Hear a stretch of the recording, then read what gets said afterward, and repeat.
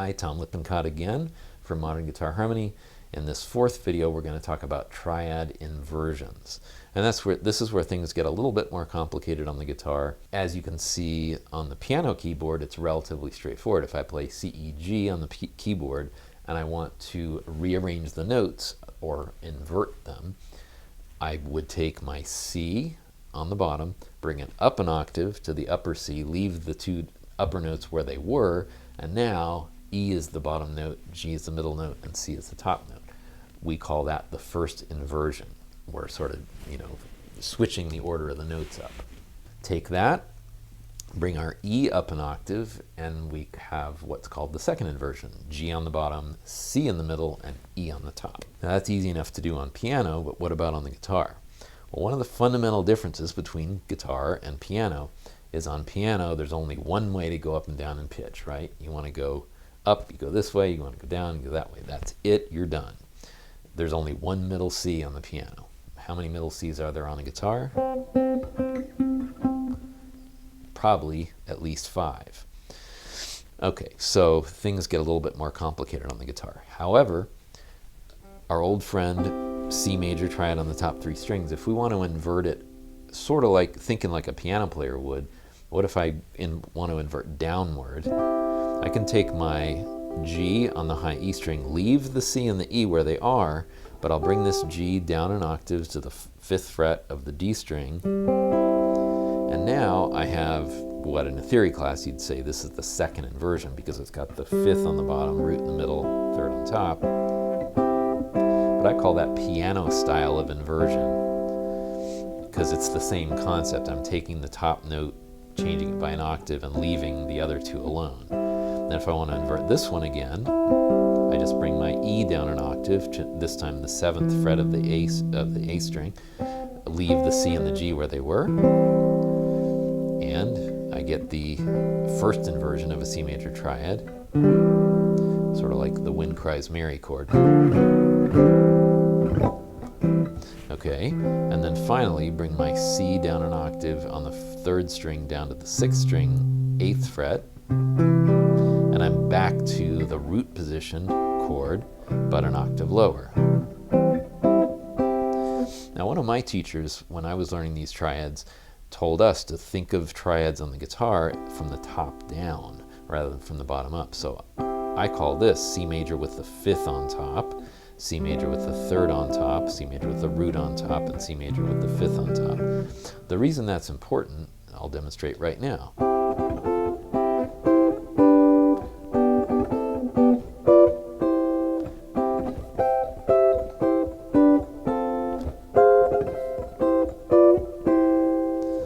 I bet you could sing me back that melody that I played on the top voice, but I probably, unless you're like an expert harmony singer, you probably couldn't sing me back the second voice or the third voice of those harmonies I was playing. And that's a demonstration of why the top voice on the guitar is often the more important one than the bottom. Now if I'm playing by myself and I'm going,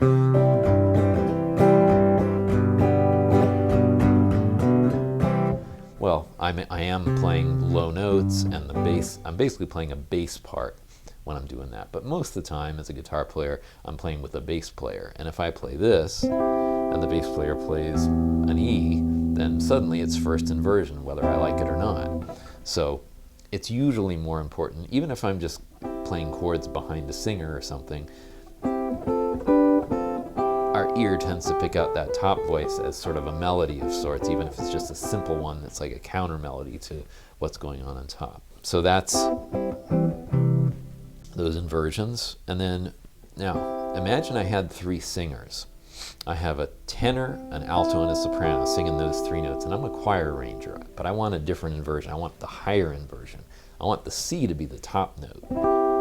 Now if I'm thinking like a piano player, okay, tenor, you sing an octave higher.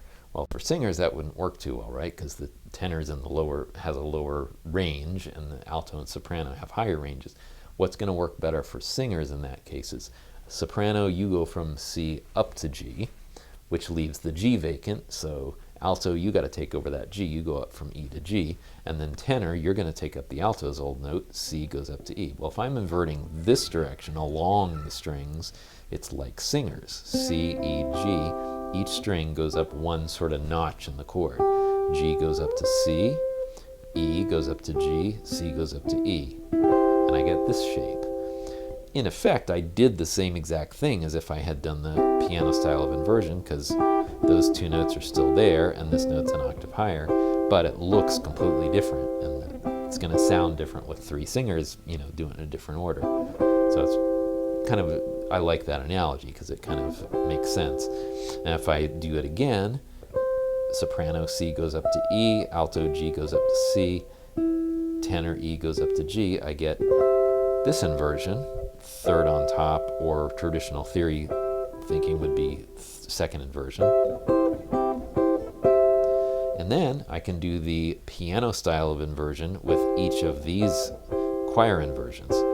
Bring C down an octave, bring G down an octave, bring E down an octave, and it's not here. A lot of people do this and because they're used to playing a bar chord. It does follow a bar chord shape until you get to the bottom. If I did this, I've got an incomplete, like a power chord, C, G, C, but here, complete triad. And then finally, bring the E down an octave, bring the C down an octave, bring the G down an octave. And what you have there is every possible place on a 6-string guitar to play a closed position C major triad,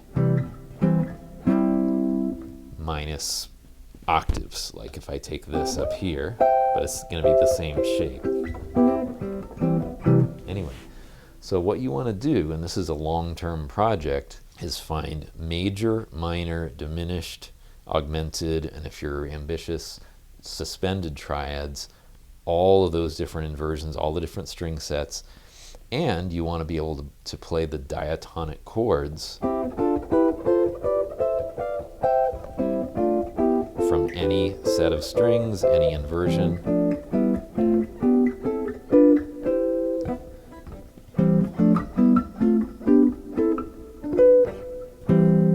What I demonstrated there is I started with here, C major, and I got up too high on the fretboard where I was going to run out of frets, so I just jumped an octave. And that's a good way to practice those. So again, it's a lot of work involved with this, but hopefully, if you've come this far, this is just as much fun for you as it is for me. I don't look at this as work. I look at this as a fun game. It's like solving a puzzle or something. So I hope this has been helpful to somebody, and hopefully this will get you up to speed with being able to get more into the more advanced concepts that are available on this website and elsewhere in the world. Thanks a lot.